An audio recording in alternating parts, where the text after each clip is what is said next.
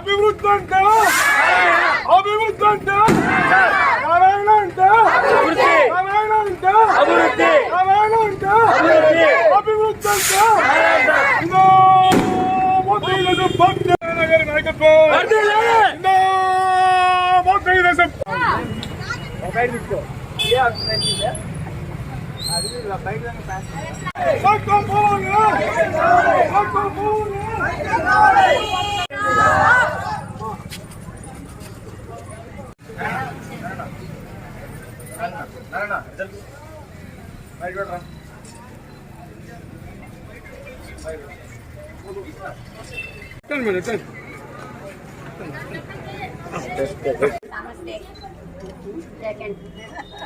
అందాక ప్రభుత్వం అంతా అవేకంగా మేమే ఉంటాం కాబట్టి మా ముద్దులు మాకు అంటే ఏ మన వల్ల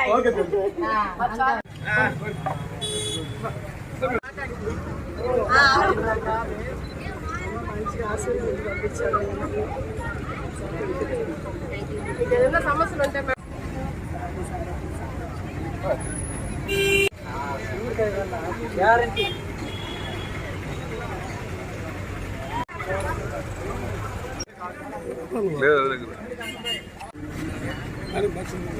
నెల్లూరు వాస్తవ్యులందరికీ నమస్కారం అండి.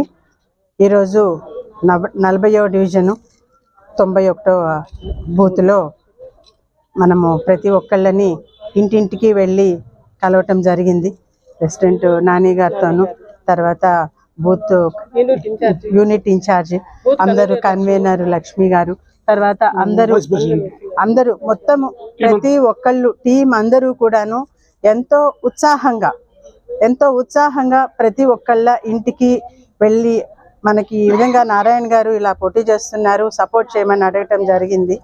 అందులో అక్కడ ఎదురుగానే ఉంది అక్క చెప్పింది, అందరికీ కళ్ళు తెరుచుకున్నాయిలేమ్మా, అందరికీ కళ్ళు తెరుచుకున్నాయి. పోయినసారి ఏదో కళ్ళు మూసుకున్నారు కానీ తప్పు చేశారు, కానీ ఇప్పుడు కళ్ళు తెరుచుకున్నాయి, ఏమీ కాదమ్మా, కాబట్టి మీరు ధైర్యంగా వెళ్ళండి అని చెప్పి ఇప్పుడే అక్క ధైర్యం ఇచ్చి పంపిస్తోంది.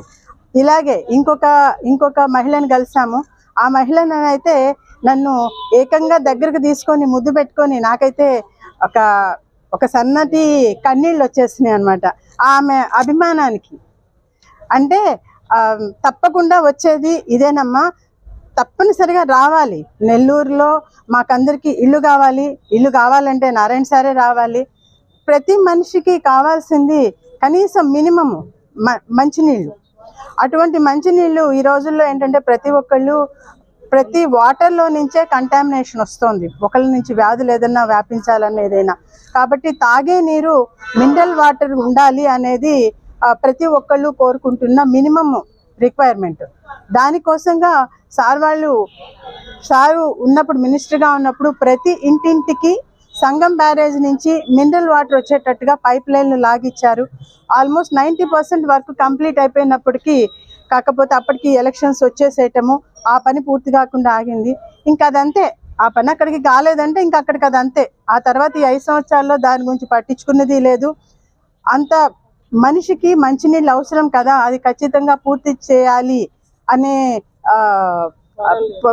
స్పృహ లేదు మనుషుల్లో.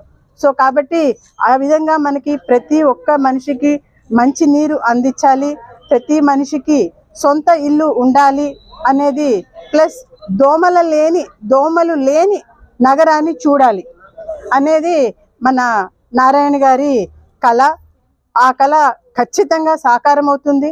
తప్పకుండా రాబోయేది తెలుగుదేశం పార్టీనే. తర్వాత నారాయణ గారు గెలుస్తారు, తెలుగుదేశం పార్టీ అధికారంలోకి వస్తుంది.